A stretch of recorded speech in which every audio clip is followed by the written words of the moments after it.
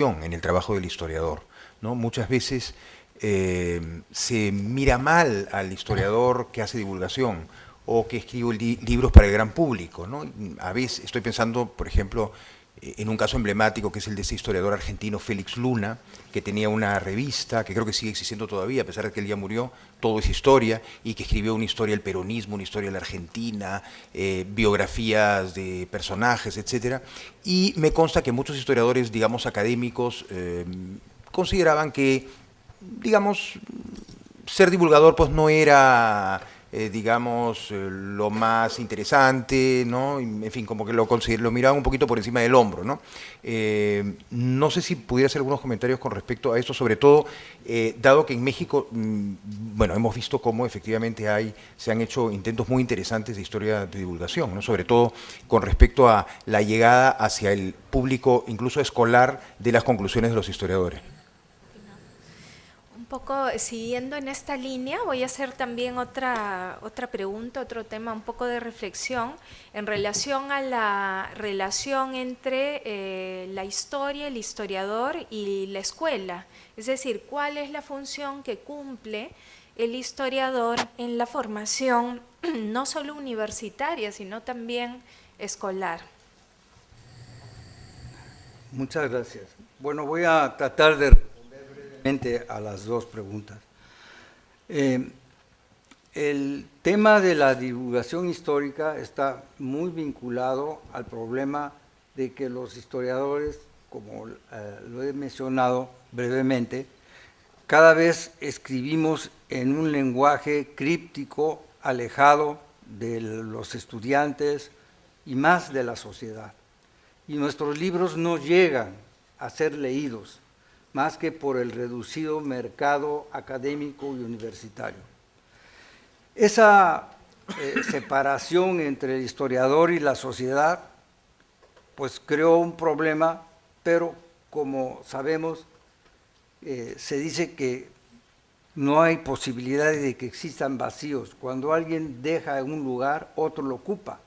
Y ese lugar lo han ocupado, y muy bien, los novelistas, desde hace tiempo, pero en el siglo XIX, fines del siglo XIX, y ahora en la actualidad, se ha renovado el género de la historia novelada, de la historia literaria, y ha tenido un éxito inmenso aquí, especialmente en América del Sur y también en México.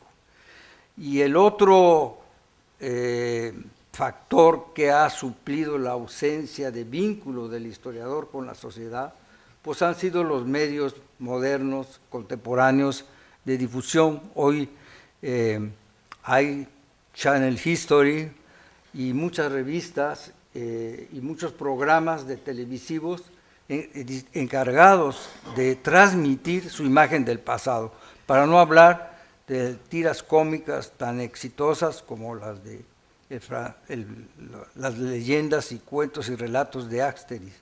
Bueno, los niños de hoy conocen esa historia de los pueblos porque son niños que se educaron a ver el mundo a través de la imagen. En la actualidad, el medio más efectivo de divulgación y difusión es la imagen, como lo fue aquí entre los incas, o entre los mayas, o entre los olmecas antes. Eran las imágenes las que transmitían la idea del pasado, la idea del cosmos, del reino, de la historia de los reinos. Y ahora ha vuelto a ser la imagen el principal transmisor del pasado. Y esa imagen no está presente ni en la escuela, ni en las universidades, ni en la enseñanza pública. Es decir, estamos dejando por nuestra especialización o por nuestra falta de proximidad con el conjunto social, de que nuestra tarea de recordar, explicar y divulgar el pasado lo hagan otros. Y sin embargo, cada día hay más libros de historia especializados en nuestras universidades. En México, cuando yo estudié, había nada más 3 centros de investigación histórica: la Universidad Nacional, el Colegio de México y el Instituto Nacional de Antropología e Historia.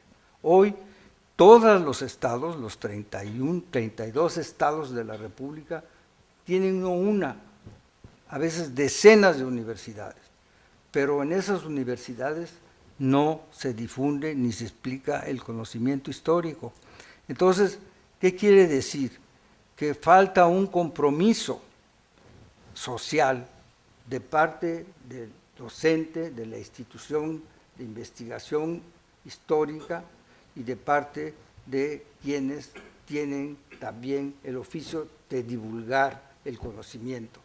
Ese es el gran vacío que existe y se ha acentuado por la separación entre la investigación y la enseñanza. Para mí, no sé, no conozco bien el sistema peruano, pero el mexicano es el ejemplo más fuerte que uno puede presentar de esa terrible separación entre investigación y docencia. Ahora en México hay institutos de investigación y ahí están agrupados todos los investigadores. Y hay la escuela y la facultad de historia o de ciencias sociales y ahí están los docentes. Pero no hay comunicación entre investigación y docencia y es un caso único de triunfo del corporativismo profesional, porque en Inglaterra, en Estados Unidos, no existe esa separación. Uno es profesor y si le gusta la investigación, hace un esfuerzo especial para hacer investigación y entonces uno recibe una beca y tiene oportunidad de ir en el verano, en las vacaciones, a hacer sus investigaciones. Y si uno tiene vocación verdadera, escribe un libro. Y si escribe un libro, sí subes en el estatus académico y tienes más oportunidades de continuar investigando. Pero siempre está conducido este esfuerzo a que haya la comunicación con el público. Por ejemplo, las editoriales universitarias, tanto en Inglaterra como en Estados Unidos, no aceptan los mamotretos que nosotros hacemos de 800 o 900 páginas sobre el mastodonte del 300 o 3000 años antes de Cristo. No lo aceptan, piden que los libros sean de tal tamaño y que sean comprensibles para la generalidad del público.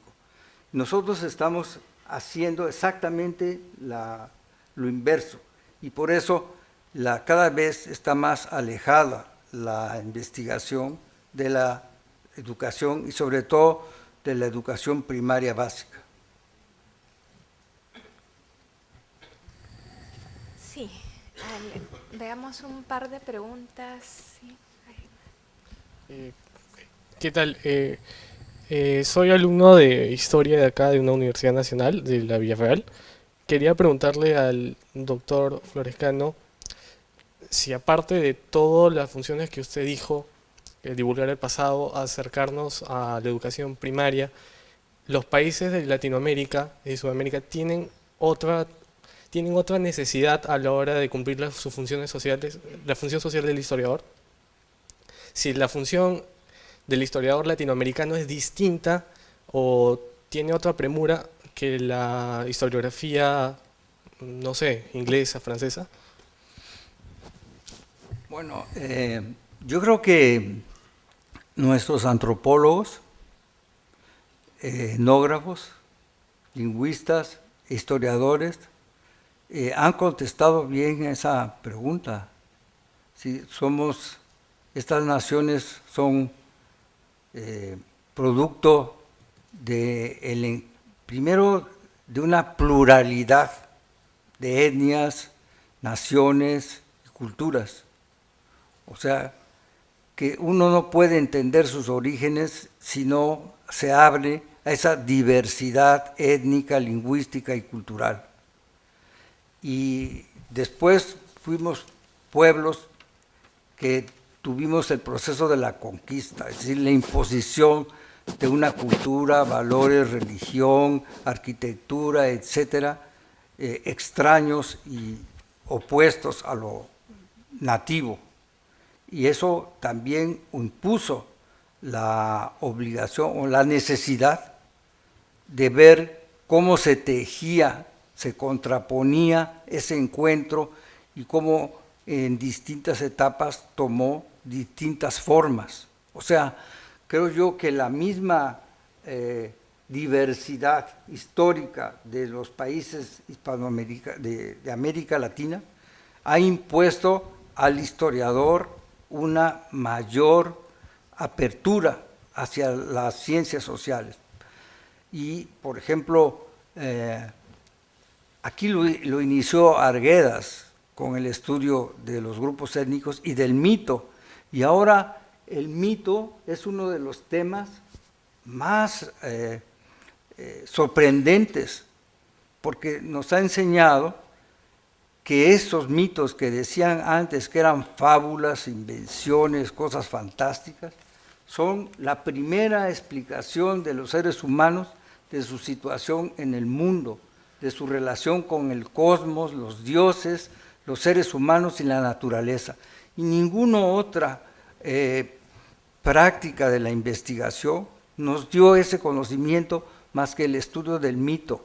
Y el otro conocimiento que ha sido revalorado actualmente en los últimos 50 años, para decirlo brevemente, es la literatura oral, el canto, el discurso, la palabra, la poesía, que está viva aquí en nuestros pueblos, y apenas ahora los historiadores, porque antes los lingüistas o los antropólogos sí le dieron el lugar que tenía en la explicación del conocimiento del pasado, pero apenas ahora los historiadores han incorporado el análisis de la expresión verbal como un instrumento indispensable para conocer el pasado. Así que con esos tres ejemplos se ve que nosotros tenemos, los latinoamericanos, una exigencia mayor para abrirnos a estas nuevas perspectivas del conocimiento histórico para poder explicar el pasado. Muy buenas tardes. La pregunta que quería hacerle, por ejemplo, usted habló, ¿no?, que la historia es muy importante para formar a ciudadanos. Pero actualmente nosotros vemos, soy docente de colegio, entonces la historia que debe ser crítica, explicada a partir de los niños, que debe abrirles la mente para entender lo que es la sociedad, mayormente se está volviendo memorística. Entonces aún no se rompe esa otra traba. Y otra de las cuestiones también que yo me topé es con la reducción de las horas. Por ejemplo, antes estudiábamos historia del Perú, historia universal, y actualmente no, la historia se ha compartido con la historia, historia económica y geografía. Entonces, si hablamos de la función social del historiador, pero cada vez más dentro de nuestra sociedad, cada vez más se está reduciendo el ámbito para poder nosotros cumplir esa labor. Entonces, yo me pregunto, ¿no?, ¿cuál sería nuestro papel para romper esta traba, y esta traba memorística más que nada, ¿no? Y eso también conlleva a las universidades, porque las universidades cuando dan los exámenes de admisión, entonces hacen que los alumnos sean más memorísticos que analíticos. Entonces, si nosotros analizamos aquí como historiadores cuál es el papel, cuál es la función del historiador, entonces debemos partir en romper ya esas cadenas o esas trabas para cumplir verdaderamente nuestra función como historiadores. Bueno, esa es una... Muchas gracias. Bueno, pues los dos problemas que plantea son no solamente peruanos, creo que son latinoamericanos y hasta mundiales, pero sobre todo en la escuela mexicana, por ejemplo, la memoria, la repetición de las fechas, los nacimientos de los héroes, de los días festivos, etcétera, es el principal instrumento que usan los profesores. Pero aquí estamos hablando entonces de una falla en la pedagogía básica de nuestro sistema escolar, y ese no lo conocemos, porque las encuestas que se han hecho en México, yo conozco 6 sobre la educación primaria, los niños dicen que la enseñanza de la historia es la más aburrida y la más insoportable de todas las materias. Entonces, pero ahí, insisto, es un problema del sistema pedagógico que no ha sido suficientemente discutido y analizado por el historiador. Estas encuestas que le digo son no más de 6 y se empezaron a hacer hace 15 años apenas, pero no ha tenido efecto sobre el historiador para él mismo decir cómo enseñar de otra manera la historia. Bueno, el otro problema de que cómo se ha reducido las horas y el tiempo para enseñar la historia, ese también es un problema mundial, no es un problema peruano, mexicano o argentino, es un problema mundial. Estamos viviendo lo que algunos han llamado una contemporaneización del presente y un olvido total del pasado. O sea, los medios de comunicación, la enseñanza en ciencias sociales, en todas las materias de ciencias y de administración, de la historia casi no existe. Y la mayor parte de las horas está dedicado al presentismo, a la situación actual. Y eso se ve no solamente en los libros, se ve en la prensa, en la televisión, en todos los medios de difusión. El tiempo más amplio concedido en esos medios es al presente. El pasado es como una referencia. Entonces, esto es lo que decía Paul Ricoeur, que vivimos un presentismo desaforado frente a un olvido del proceso histórico anterior.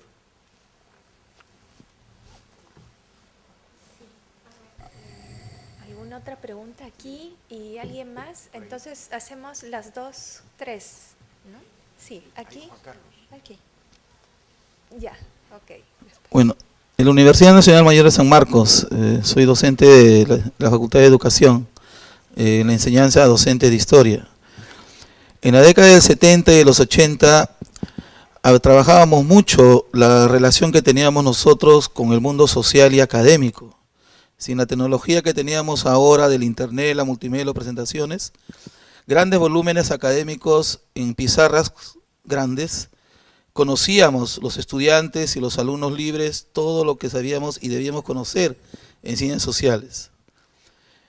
Y creo que ahí definitivamente el aspecto de la didáctica en la enseñanza